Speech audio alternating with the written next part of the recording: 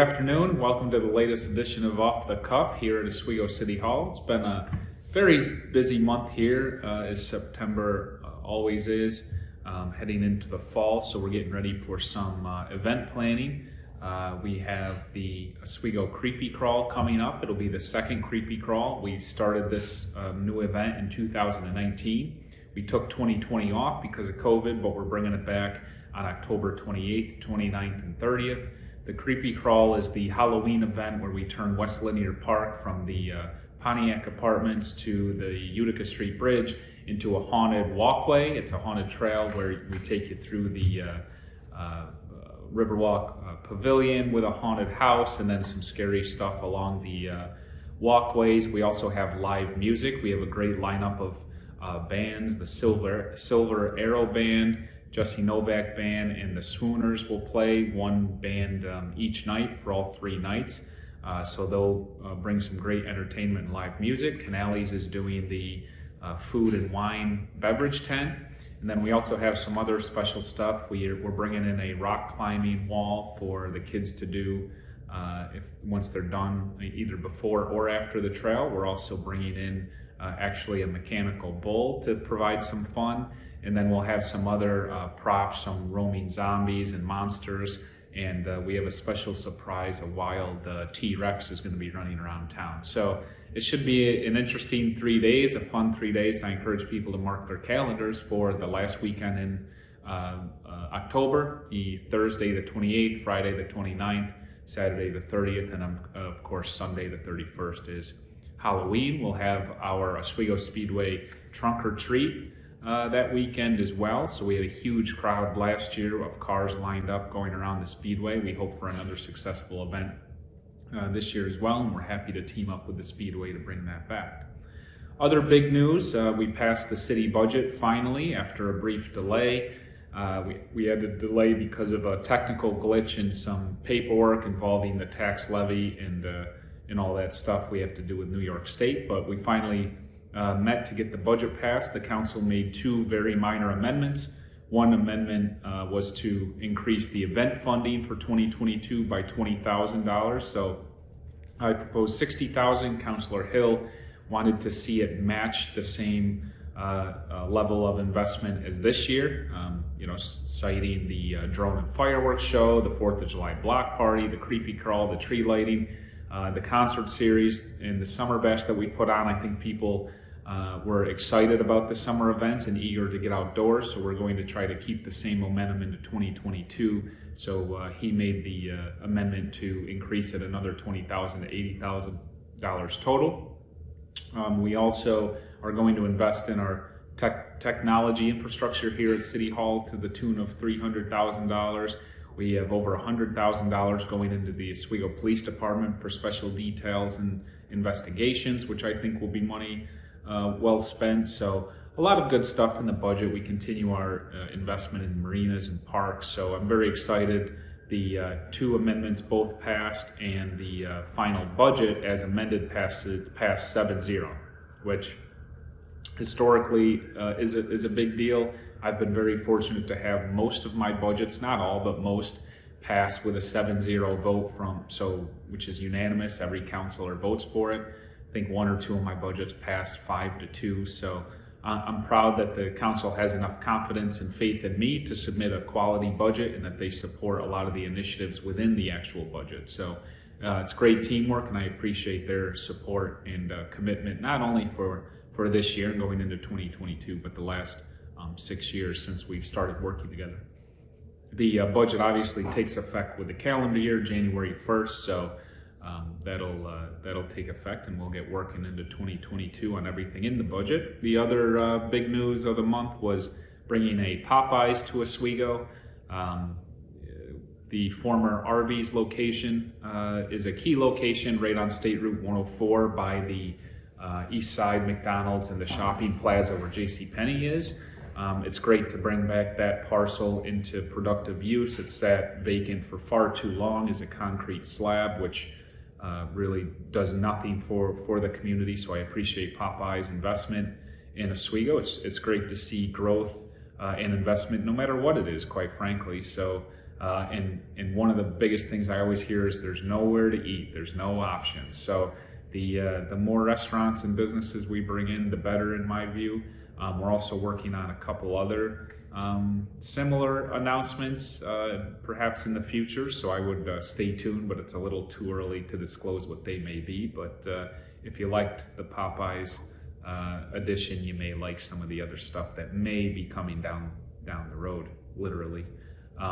Other news, the Oswego Police Department, I recently announced or proposed a $120,000 increase to the police department's budget to do more special investigations, more drug enforcement details, more foot patrols, more bike patrols. If you remember, in fall of 2019, I did something similar. I asked for $90,000 that the council approved for more foot, bike, and quality life patrols. So I've increased it about 120 to 120,000 because with the uptick in homelessness in the community and drug activity, I'd like to really focus on some of that. So we're going to roll out some special initiatives if this funding gets approved that hopefully will connect some of the homeless people to resources here in Oswego and curb some of the drug activity by doing some special investigations and ramping up our attention to some of these issues. So hopefully the council will support that. We'll find that out in the next couple of weeks. An update on the port lawsuit. We had a great day in court. A ruling came out recently that said, in summary, that the city won and the project needs to be paused, and the port needs to go back through the proper process and actually do the project correctly. It's really been a war of words between the city and the port. The city said that nobody knew about this project, which is true, and the results of the lawsuit have proven that to be right. The port all along said that I knew and that everybody knew, and the lawsuit now makes clear that that is not true. So I feel a bit vindicated that it was my word against theirs, but obviously the court agreed with us because that's what really happened. So now the port, in summary, what happened is the port started building one project, a 55-foot dome, and somewhere along the way switched gears and built a totally different project that is much larger than what was ever originally proposed. And you can't do that. You have to go through certain protocols, procedures, and approvals from agencies, from things like SHPO and the seeker process and so on, before you can do that. I mean, it'd really be no different than me sitting here and telling you at home that where the yacht club used to be, we demolished the yacht club and we're making a pedestrian pier, which is what I've said all along for the last 3 years. And then all of a sudden, like today, I decide that I don't think it should be a pier anymore. I think we should just, put 200 trees out there and let it be a small forest. You can't do that. You have to go through the proper process and get approvals, make the public aware of what you're doing, make other stakeholders aware of what you're doing. And the port clearly didn't do that. So now, unfortunately for them, it's going to cost them quite a delay in construction. It's going to cost them time and money, but that's what happens when you don't do things properly and correctly. So I'm glad that we were successful. We still have some dialogue to have with the port and try to insert ourselves as the local municipality into that approval process. Hopefully they're open to that idea. I have my doubts, but we'll see. And if they don't follow the proper procedures as the court lays out, then it'll be a long drawn out process. But hopefully they do the right thing, and the right thing is building the structure that they started to build and that they originally proposed all along. There really was no reason for the change to begin with. So hopefully that works itself out, but we'll be there to keep an eye on it and hold them accountable and true to their word. The East 1st Street project, as you probably have noticed, has started. It's nearing completion, should be another week and a half. It's where we're building a median into East 1st between Bridge Street and Cayuga. We're putting some trees in. We're creating some more diagonal parking along the street. So I think that'll really complement some of the other investment developments taking place in the area. So keep an eye on that to wrap up here shortly. Super Dirt Week starts next week, so it's very exciting. You'll see a huge influx of people descend on the community, inject about $12 million into the local economy. We have the Super Dirt Week parade on Wednesday, October 6th. That starts at 12 o'clock, I believe, and it starts at the Speedway, comes down by Bosco's, goes to Utica Street, down to West 1st Street, then back up Bridge Street, heading back to the Speedway. So be sure to be along the route to see a lot of the race cars in the pace car, which I'll be in, go down the route and officially kick off Dirt Week, October 6th. That's Wednesday, the same day as the parade. We encourage Oswego residents to wear racing apparel. If you own some, or checkered flags, or at least get into the spirit and welcome the race fans and racers to the community. And then we'll actually have a special announcement following the parade outside City Hall and Civic Plaza at 12:30 to talk about next year's Super Dirt Week. So it'll be an exciting week, and I'd like to welcome all race fans of the community and wish the racers the best of luck and a safe race over the weekend.